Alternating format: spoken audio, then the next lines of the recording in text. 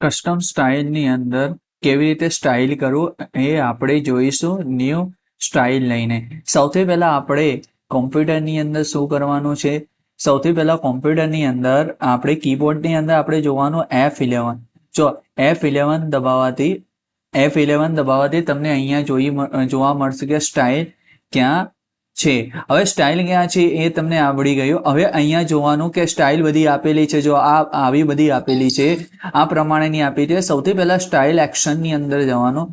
Style એક્શનની અહીંયા એ લખેલું છે. અહીંયા સ્ટાઇલ એક્શનમાં જઈ ન્યૂ સ્ટાઇલ ફોર્મેટ સિલેક્શન કરવાનું. એની અંદર હું કોઈ પણ સ્ટાઇલ મારું નામ ફરી લખી લઉં. અહીંયા કોઈ પણ સ્ટાઇલ તમારે લખવી હોય તમે લખી શકો. 1 કરી દઉં. અહીંયા સ્ટાઇલ 1 કરી દઉં અને એડ કરી દઉં. ઓકે. જો અહીંયા તમને દેખાશે. ઓકે. હવે સૌથી પહેલા આપણે કશું જ કરવાનું નહીં. અહીંયા આખો પેરેગ્રાફને શું કરી લેવાનું? અહીંયા આપણે પેરેગ્રાફને સિલેક્ટ કર્યા પછી એની ઉપર ક્લિક કરી લો તો તમને અહીંયા ફરક નહીં દેખાય, કેમ કે પહેલાથી એ સ્ટાઇલ કરેલી છે. જો અહીંયા આપણે એક પહેલા હેડિંગને કરી લઈએ, પછી એને સિલેક્ટ કર્યા પછી એના ઉપર ક્લિક કરવાથી જો તમને અહીંયા ફરક દેખાશે. હવે આની અંદર પણ આપણે કરી લઈએ.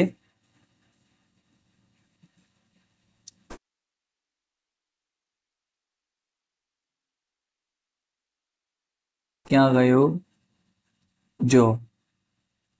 જો અહીંયા તમને તરત જ અહીંયા બદલાયેલું દેખાશે. હવે અહીંયા આપણે જોઈ લઈએ.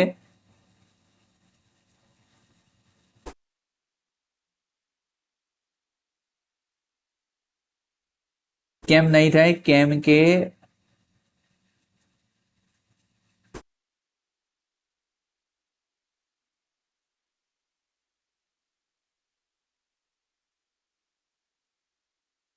કે આપણે અહીંયા હેડિંગ 1 આપેલું છે, એના માટે એ નહીં થાય.